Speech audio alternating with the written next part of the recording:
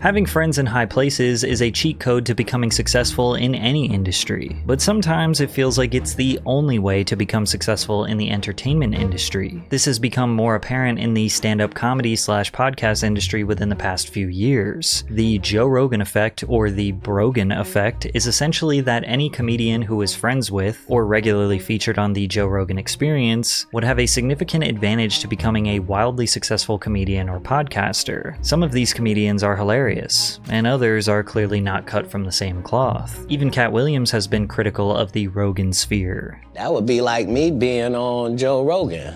Joe don't want me on there. I need to be on Shannon. Joe got 6 comedians that never been funny he want to push out. Today we are going to analyze Joe Rogan's impact on the comedy industry and the comics who strategically aligned themselves with Rogan to advance their careers, starting with Brendan Schaub, who Joe convinced to become a comedian only to regret that decision a few years later. In December of 2014, Joe was sitting across the table from UFC heavyweight Brendan Schaub, who was just coming off his second loss in a row, this time by knockout. Joe spent 20 to 30 minutes dissecting Brendan's fighting skill and capabilities, and then blatantly stated that he is not good enough to fight in the UFC. The reality of your skill set, where you at now, I don't see you beating the elite guys. It's not that you don't try hard, it's not that you're not dedicated, it's not that you're not disciplined, it's not that you're not intelligent. There's shit that other people can do that you can't do. Now Joe was just trying to be honest. He was trying to be a good friend. Their other friend Brian Callen, who is a stand-up comedian, chimed into the conversation to suggest Schaub had a comedy career in front of him. What I care about is the fact that you have a future in other things and you're really good at. Like, you're really funny. Dude, you know how many pictures that I've gotten sent to me that say, don't put me in a sauna, make me my way out? I know.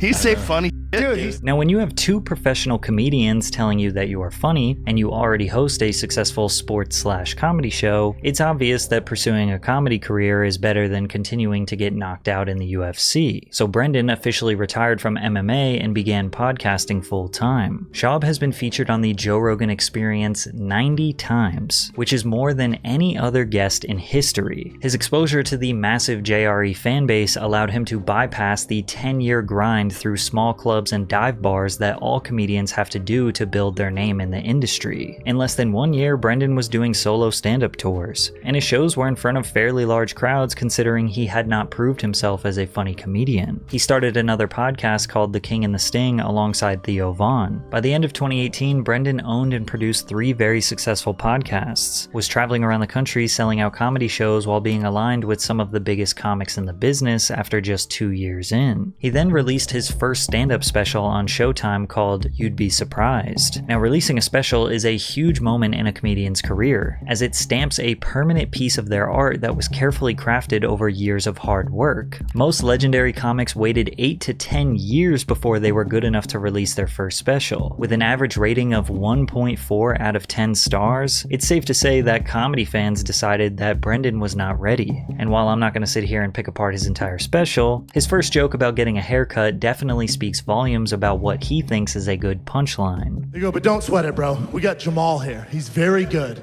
Just sit in the chair, he'll be right with you. So I sit in the chair, I'm thinking to myself, all right, clearly Jamal's a black dude. This dude comes out of the bathroom, he's all, what's up, man? I'm Jamal. He was Asian as shit. Feel way better about this if I needed help with math or something, you know? I was just like... The joke is 2 minutes long, but the whole story was about how he got a bad haircut by an Asian barber named Jamal. He also made fun of an Asian doctor who was servicing his injury after his loss to Travis Brown. This giant Asian doctor walks up to me and goes, Mr. Schaub, I'm sorry for your loss. He takes out the biggest syringe you've ever seen in your life, like he's out of a goddamn comic book, goes, Mr. Schaub, I have to numb your lip. You need many, many stitches. This be worst pain in your life, guaranteed. Worst pain in your life. As if the joke wasn't bad enough, this is the actual voice of the doctor he was mimicking. I take care of all the fighters as well as employees within the UFC family. Even Rogan said years later that Schaub's special was a mistake. The first one, I would have probably tried to talk you out of it, but I already talked you out of fighting. Yeah. And I was like, I can't talk him out of this too. Joe now admits that Brendan was not funny enough to release a special, but continuously allows him to promote his comedy to the millions of JRE viewers. They both convinced the JRE community that Brendan's second comedy special, Gringo Papi, was going to be much better, and somehow Brendan outdid his last performance, going from 1.4 stars to 1.1 out of 10 stars. Rogan continuing to amplify Schaub just pissed off the fandom. This guy is my hero. Average fighter, average podcaster, terrible comedian, awful fight analysis. He's proven you don't have to be great at anything to be successful. Now, I'm not blaming Joe for the mass hatred towards Schaub. He definitely did that to himself. If anything, this just proves that Joe is a good friend, willing to continuously promote his buddy despite the obvious lack of comedic talent. Which begs the question that people have been asking for years. Does Joe Rogan understand comedy? Because there have been countless examples of jokes sliding right over his smooth, round head. But first, a quick word from today's sponsor, Underdog Fantasy. Underdog is the easiest way to play fantasy sports. Not just basketball, you can make picks on baseball, football, hockey, UFC, and more. Just pick whether you think your favorite player's stats will be higher or lower, and you can make big money. You can make your own entry with as few as 2 picks and 3x your money, or go bigger to win up to 100x. New customers can pair that with Nikola Jokic to go higher than 1 point. All he has to do is have at least 1 point to win that selection. Here are my picks for this week's NBA games, and if it hits, I'll 6x my money. I've got a special promo. Underdog is offering new users a $100 deposit match. That's right, $100. Underdog's pick'em games are available in 30 plus states including California, Texas, and even Canada. They also just launched Champions, their player versus player game in Florida. All you have to do is click the link below or download Underdog via the App Store and use code PatrickCC. That's Underdog Fantasy, promo code PatrickCC for a first deposit match worth up to $100. It makes watching the NBA even more interesting for me. So rep your team and make your own picks with Underdog. Dolphins commit infanticide. They kill babies. They do it on purpose. Yeah. Well, they killed their own. Mulder was so smart and thoughtful. He wrote my 4 best movies. That's why he died. I made Tusk and Yoga Hosers. Like, without that dog writing for me. How'd he write for you? It's a joke, Joe. He was feral. He was just saying he was so smart. Oh. He was so smart. How smart was he? He's so smart he wrote my last few scripts. Joke didn't quite land. Sorry, I was missing something. I my wasn't paying bad. attention. Since Joe Rogan has been a comedian for 36 years and is the highest ranking comedy tastemaker, you would assume that no joke would ever have to be explained to him. That all came from a pair of rich, noble. Where were they again? In France? Wiggers, I In think they France. called them.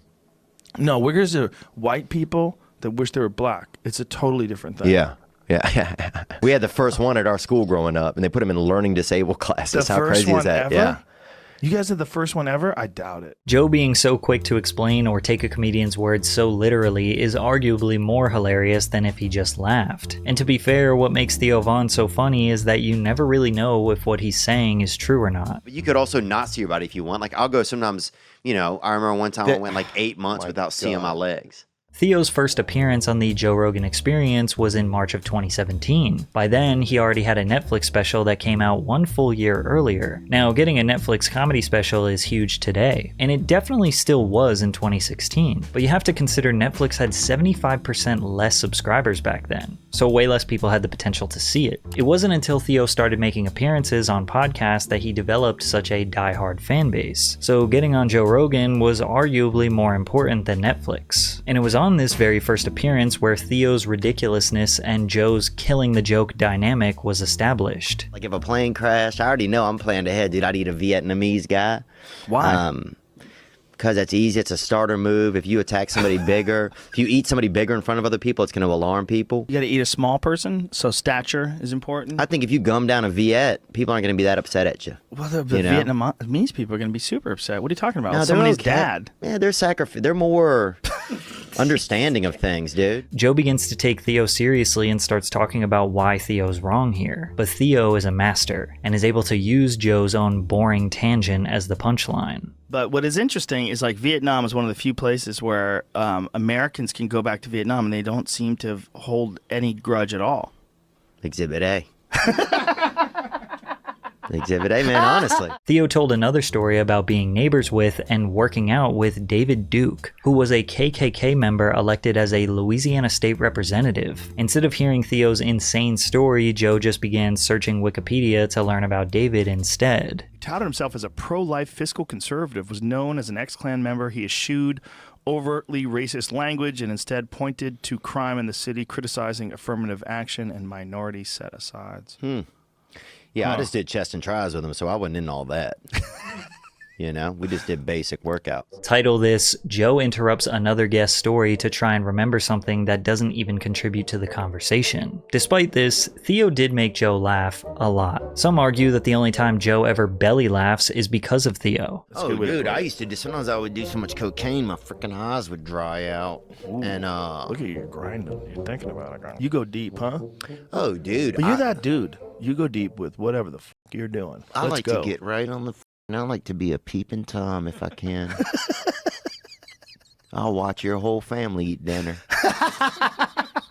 The demand for Theo Von content exploded. The JRE Clips channel would post animated versions of Theo and Joe's conversations that received millions of views, since Theo's recollection of small specific details made it so easy to paint a picture. Every time Theo would appear on JRE, he received a huge boost in subscribers, helping him grow his own This Past Weekend podcast. On his third Rogan appearance on July 6, 2018, he posted his podcast with Jordan Peterson the exact same day, which became his most viewed video on his channel for years. Despite the obvious advantage Theo had by being Joe's friend, he did not abuse it. He's only been a guest on the podcast 7 times in 8 years. Theo clearly wanted to build a name for himself, start his own empire, and create an environment where people would understand him and his humor instead of Joe missing 50% of his jokes. And at this point, the awkward silence where Joe either ignores a joke or doesn't understand it, and then the comedian is trying to figure out how to pivot, is funnier than if the joke just actually landed. Everyone has the right to be whatever the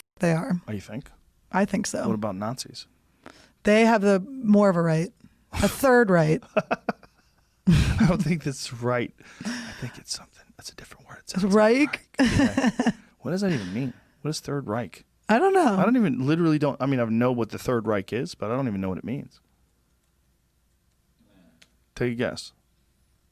I literally have no idea what that means. You could argue that Joe's podcast is so multifaceted, covering a wide range of topics such as news, pop culture, UFC, cold plunging, alien conspiracies, DMT, chimpanzees, that it's difficult for him to immediately assess a joke when he is discussing something serious. Then again, why wouldn't you expect a comedian to crack jokes no matter what you're talking about? That's their job. Or maybe Joe is playing the straight man role, which is the partner in a comedy team who feeds lines to the other comedian who then makes witty replies.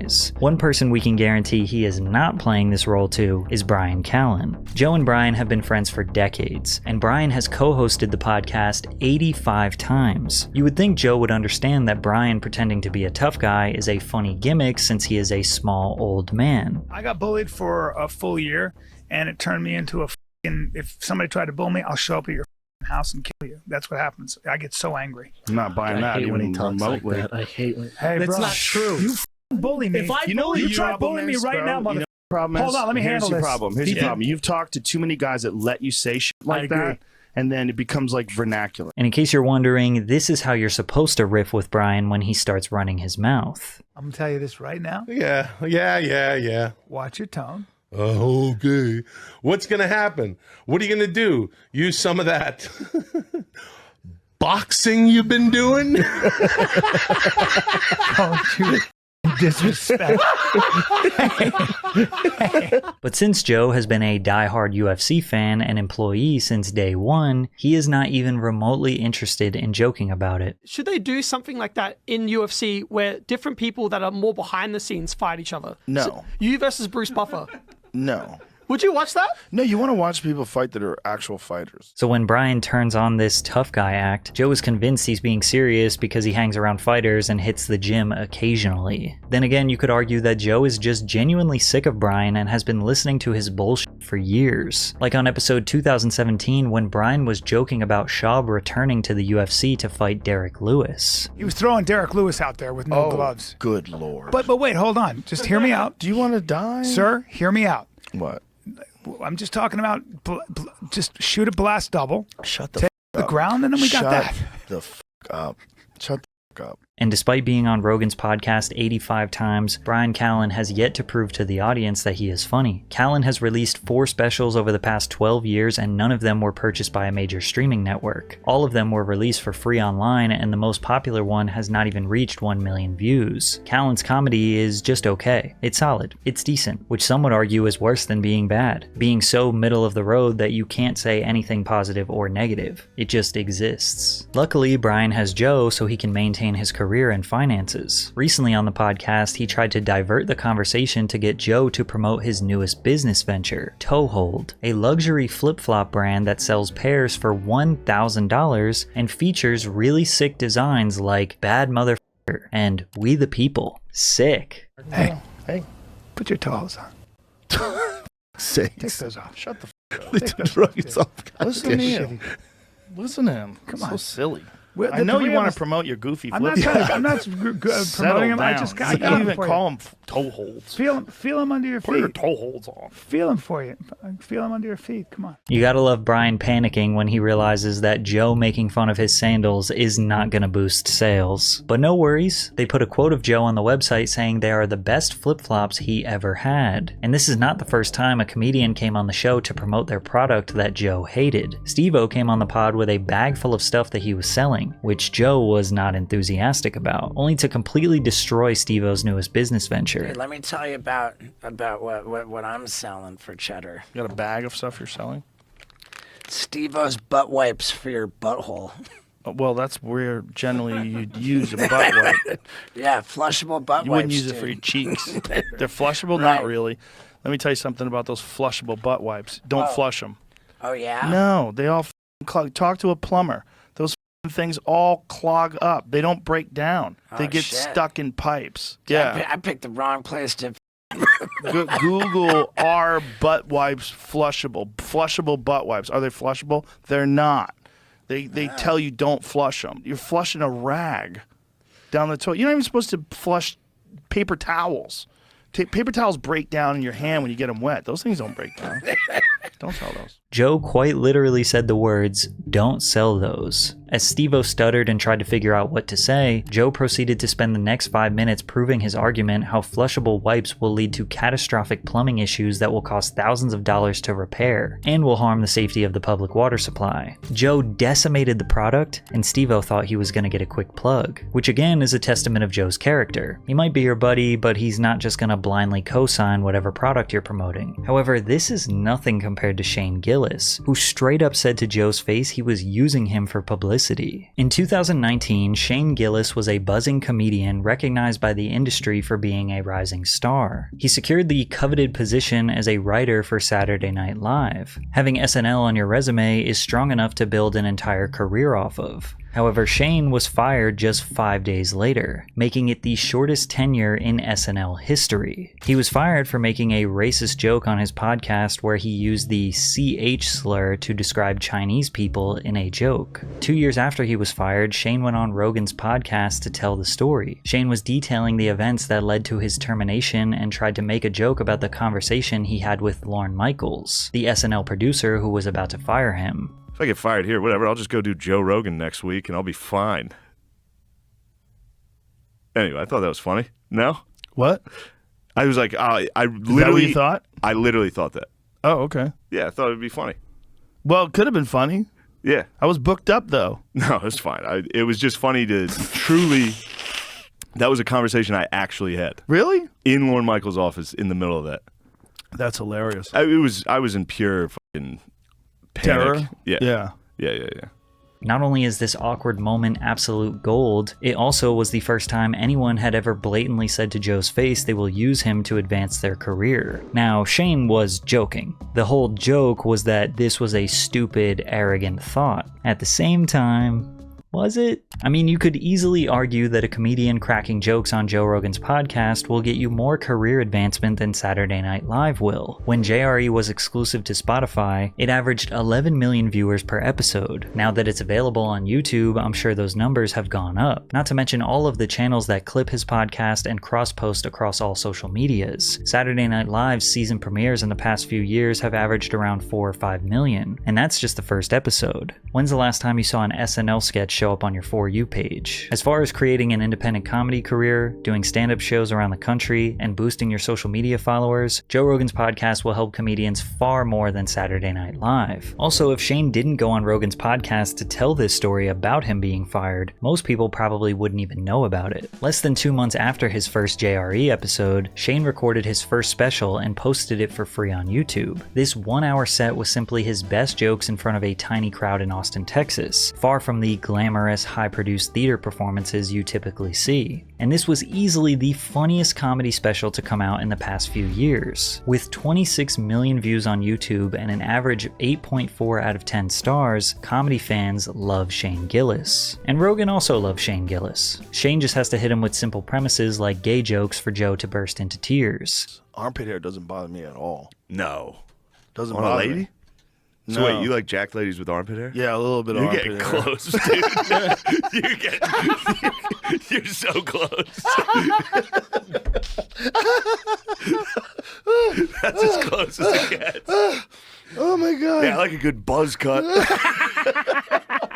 In fact, Joe thought Shane was so funny that they started a podcast within the JRE podcast called Protect Our Parks. Rogan, Gillis, Ari Shaffir, and Mark Norman have done a 3 to 4 hour podcast roughly once per month for the past 2 years. Within those 2 years, Netflix bought Shane's second special, Beautiful Dogs. With Netflix comedy being more relevant than ever, this was a huge opportunity for Shane. Since his first special was posted on his own YouTube page, you could argue that maybe he got some biased favoritism. However, Netflix would expose him to a much more broad, unbiased audience, and he seemingly won them over as well, securing a 7.9 out of 10 star rating. Shane Gillis is definitely one of the funniest comedians to come out of the Rogan sphere. He is an example of a comedian who would have gotten to this level of fame and recognition regardless, but being friends with Joe Rogan helped speed up that process a little bit. But besides Shane Gillis and Theo Von, the JRE community is sick and tired of the rest of Joe's core group. Ari Shaffir, Bert Kreischer, and even Tom Segura are not celebrated like they used to be. In 2010, Joe invited Ari on the 3rd ever episode of the Joe Rogan Experience podcast. Ari was in 9 of the first 100 episodes and has been a guest over 60 times, making him the 4th most frequent guest of all time. It's safe to say he is a day one JRE community member, yet he isn't exactly the most beloved. Ari is not necessarily disliked for his humor, as he is most definitely a seasoned comedian who will make you laugh, but on multiple occasions his jokes come off as mean-spirited and hateful. For example, 4 hours after the reports of the death of Kobe Bryant and his daughter Gianna, Ari posted a tweet celebrating his death, and then after catching a huge wave of criticism from this tweet, he shortly doubled down with a video. As I know, there's always a lot of hate and pain in the world, and there's always a bunch of terrible stories, and every once in a while there's a good story. A good story comes out.